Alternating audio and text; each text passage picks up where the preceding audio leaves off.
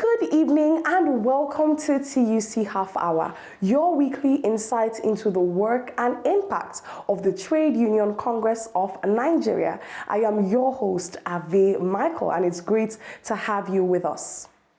On today's episode, we highlight the recent TUC National Administrative Council first quarterly meeting that took place on Thursday, 6th February 2025 at the Transcorp Hilton, Abuja.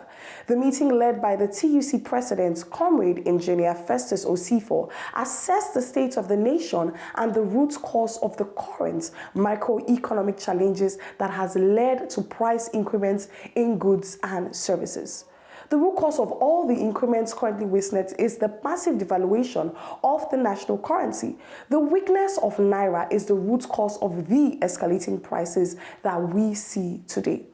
This has led into the increase of electricity and telecom tariffs and all the goods that we consume today. He stated the rejection of toll gate fees reintroduction and advocates stakeholder engagement and defense of unionization rights. We would unpack the deliberations and possible potential actions from this meeting. But before we go further, let's review our trivia question for the week.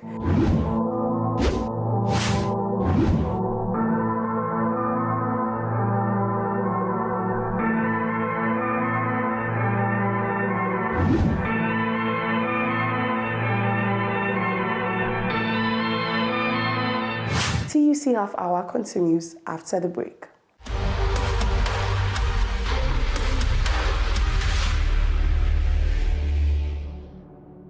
The devaluation of the Naira and its ripple effects on inflation and economic stability dominated discussions at the recent National Administrative Council meeting of the Trade Union Congress held in Abuja on February 6, 2025. Presided over by TUC President Festus Osifo, the Congress strongly opposed policies that could further weaken the currency, stressing the need for deliberate measures to manage and bring down the exchange rate to protect workers and ease economic hardship.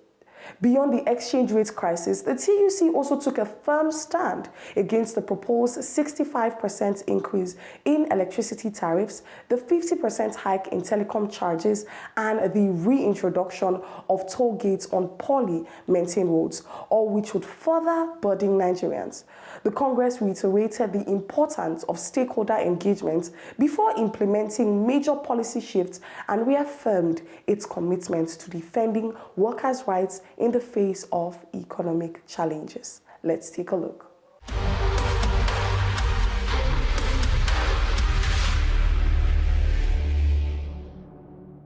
There is victory for all in the struggle for our members. There is victory for all, forward, ever, backward, never. In the struggle for our members, there is victory. Isoleto. In Africa, Isoleto. Aluta. Continua. Victoria. The devaluation of the Naira and its devastating impact on inflation and the cost of living were key concerns at the National Administrative Council meeting of the Trade Union Congress of Nigeria in Abuja. Presided over by the TUC President Festus Osifo, the Congress emphasized the urgent need to stabilize the exchange rate, warning that continued devaluation would further erode workers' purchasing power and worsen economic instability. The TUC called on the government to implement deliberate policies to strengthen the Naira and ease financial strain on Nigerians. The NAC of TUC thoroughly examined the root cause of the present increase in the price of goods and services across the country. It reaffirmed the conclusion it reached a year ago. In February 2024, the TUC addressed a world press conference where it clearly stated that the excessive devaluation of Naira was the primary cause of rising inflation and the continuous increase in prices of goods and services. The Congress also warned that this trend would worsen inflation in 2024, impacting virtually every sector of the economy and severely affecting the social and economic well-being of Nigerian workers and the masses if the solution it canvassed were not adopted.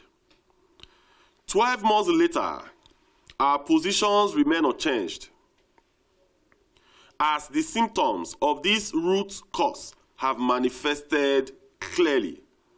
These include the skyrocketing prices of essential goods, the escalating costs of social services, the proposed hike in telecom tariffs, the increase in electricity tariff with a plan for further increment, the rising prices of petroleum products, amongst others. The TUC remains focused on addressing the root cause of these economic challenges rather than merely reacting to the manifested symptoms.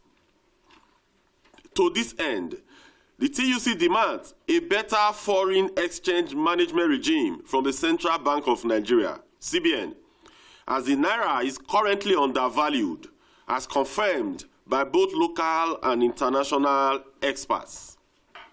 We were the first that clearly came out to state that the subnationals, that we have observed a trend that whenever there is allocation distribution from FAC, that the trend that we observed was that the parallel market, there was pressure on the parallel market. So what is that that alignment between FAC allocation disbursement and depreciation of our Naira? TUC was the first early last year to come out and make that accusation. And we challenge the respective government agencies, security agencies, to be up and doing in their job. We also made proposals, if you remember very well, early last year, that government should import food into Nigeria, and that when you import that food, that the clearing of such items from the port should be zero import duties. So these were the things we raised last year. We also made further proposals on what could be done in the FS regime, that we think that 1,700 Naira as at then was quite high, and that the Naira should be sub 1,000 Naira. So after that, we submitted our position to the Secretary to Government of the Federation, and we've had some other consultations after then. And we've also made, if you remember, after that presentation, our exchange rate at a time around the second quarter of last year started appreciating. But we also observed that even when the exchange rate was appreciated to about 1,200, there was also pressure on CBN, most especially by the subnationals, because they have seen the windfall that was coming from the FS regime, and that windfall, they were quite happy with it. So eventually, as of today, as you could all see, our exchange rate is at about 1,500. We strongly believe that if those advocacies we made last year, if they were not made, if those consultations and if those meetings and those push we had last year was not done, we believe strongly that today, with the rate we were going, our exchange rate could have hit $2,000 Naira to $1 officially. But even where we are today, we are still not satisfied, because we know clearly that that is what one singular item that is affecting literally everything. You know, as we have said in some of our past press briefing, that if the exchange rate today is 1,000 Naira to $1, PMS will be selling much more lower than where it is today. AGO would have been much more lower than where it is today. Then ditto literally everything.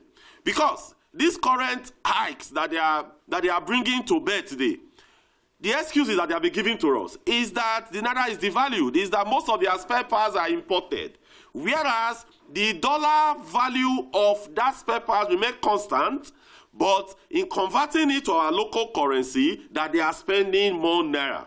And that was when we told them that this was actually our fears, that we started hampering on this since last year. So we knew clearly that if not for this strong advocacy that we have mounted since last year, we would not have been in where we are today. But we are not still satisfied, because when you look at all economic and financial experts, they still strongly believe that our naira is undervalued. So that is why we are continuing this advocacy. Yes, we could see that it's coming down gradually from about 1,650 naira to a dollar officially towards the third and fourth quarter of last year. Today is just sub 1,500 naira to a dollar. So for us, it is still far away. We know clearly that government has the wherewithal to be able to bring the exchange rate down. They have told us over and over again that no, that is because Nigerians, we are dependent on import. We live literally on importation. We said yes. That did not start today. We have been an import-dependent country for as long as any of us here could remember. So what has changed? That moved our exchange rate from 450 naira to a dollar to initially about 1,700 and now to about 1,500. So we strongly believe that when the exchange rate comes down to somewhere around about 1,000 naira to a dollar, it will be better off. It will rub off on everything, literally, as a country. So we will not relent to continuously mount this pressure. We will not relent to continuously, push this through, because we believe that if we remove our legs from the pedal today, the dollar-naira exchange rate could hit about 2,000 naira, and that is clearly what we don't want. We saw over a year ago that the constant devaluation of your currency, it means that you are going to need more of that currency to be able to buy stable food, to be able to pay for essential services. We have seen countries in Africa and in other parts of the world where people use wheelbarrow, put their currency in wheelbarrow to go and buy a loaf of bread. It happened in Zimbabwe, it happened in Venezuela, and the likes. So that is why, for us, it's very clear to us, God forbid, our exchange rate today is 5,000 naira to a dollar. We are going to have another set of galloping inflation, and everything is going to move up by the same margin.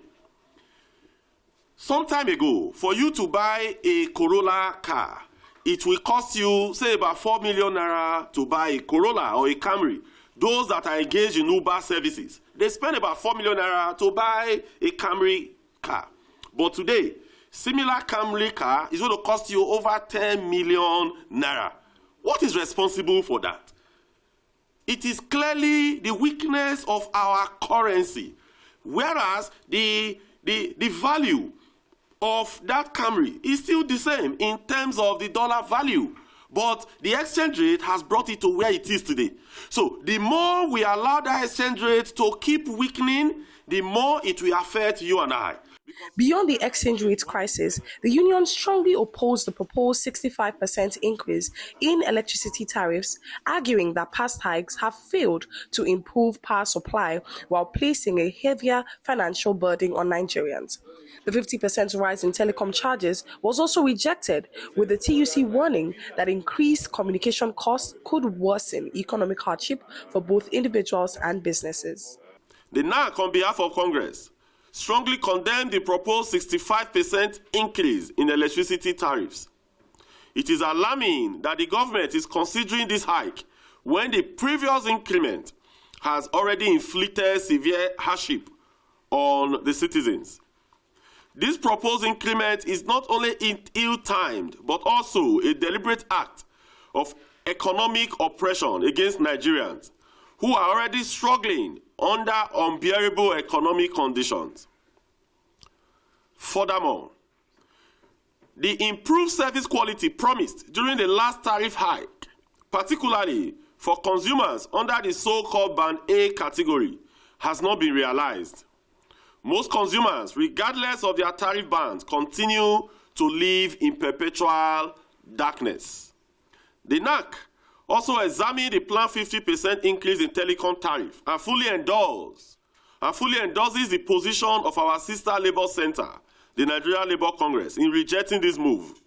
The decision to increase tariff was made without proper consideration of its economic impact on the masses.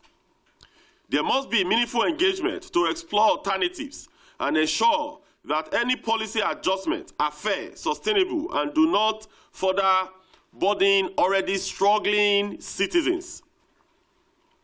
The need for consultations with critical stakeholders before implementing policies affecting the masses. We have observed with contestation that government has been very reluctant and intentional in not engaging organized labor before policies are implemented.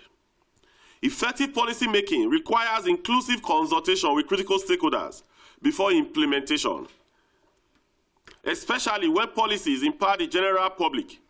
Engaging labor unions, civil society organizations, industry experts, and community representatives ensure that policies are well informed, balanced, and widely accepted. Failure to consult often leads to resistance, unintended consequences, and potential crises.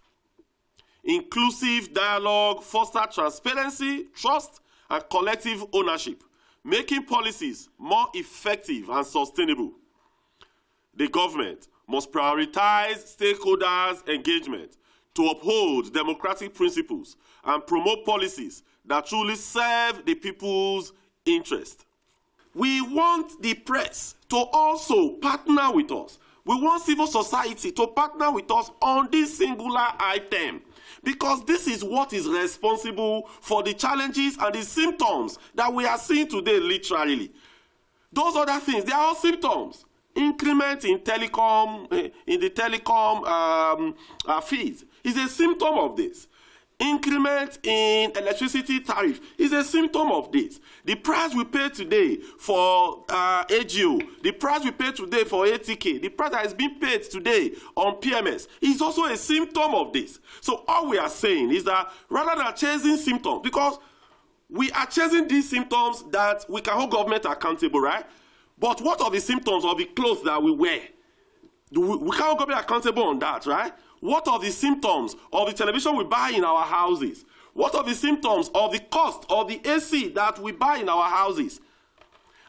We are not holding government accountable on this because it's our primary responsibility. But when this particular root cause is addressed, even those things that we buy in our private life, their prices will surely come down. So that is why we have been clearly focused on the root cause rather than chasing symptoms here and there.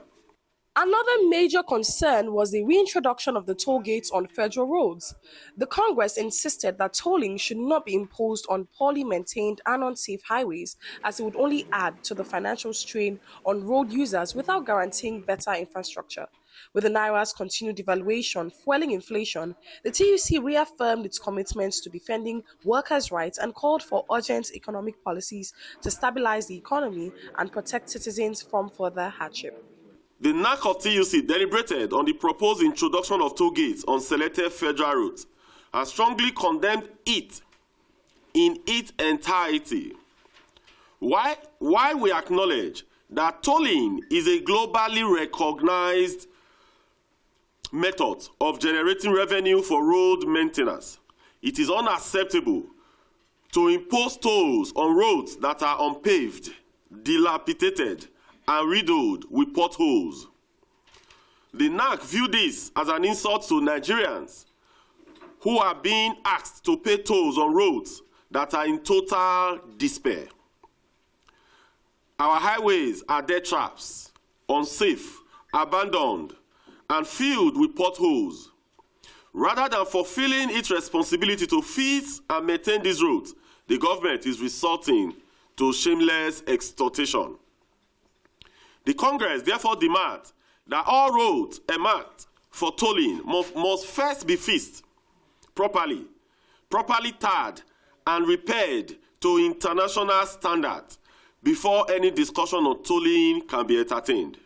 we strongly believe that it will not be right for you to drive in a road, let's assume a 100-kilometer road that when well fixed, you spend like an hour in driving in such road, but because the road is bad, you are now going to spend like 3 hours on that particular section of the road. Then they are also going to now impose additional constraints by tolling the road. So today, we strongly believe that government should enter into PPP and ensure that these roads are fixed.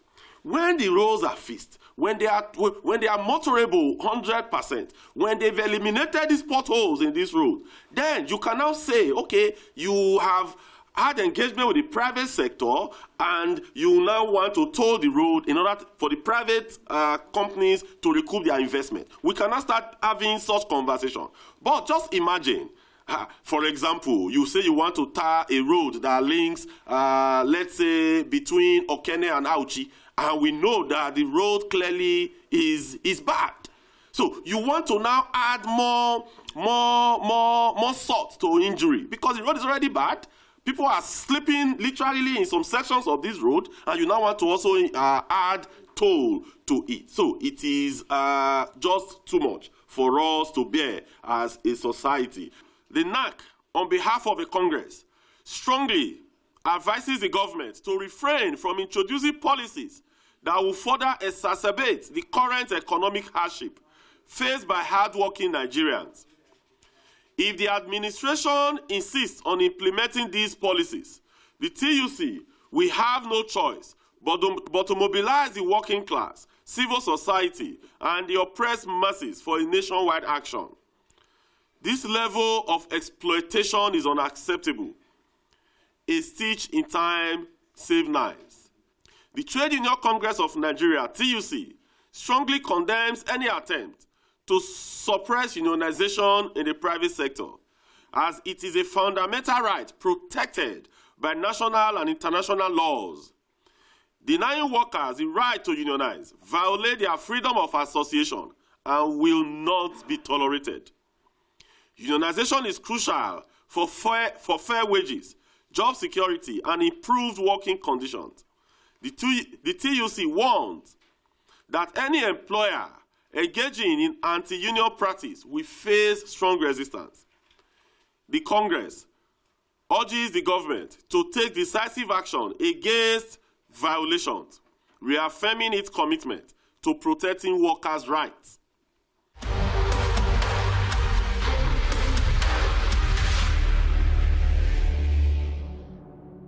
By addressing issues like electricity tariffs, telecom cost, toll gate reintroduction, and Naira devaluation, the TUC ensures that workers and the general public are not unfairly burdened by policies that could worsen economic hardship. We're slowly wrapping up the episode for today, but let's reveal the answer to our trivia question for the week.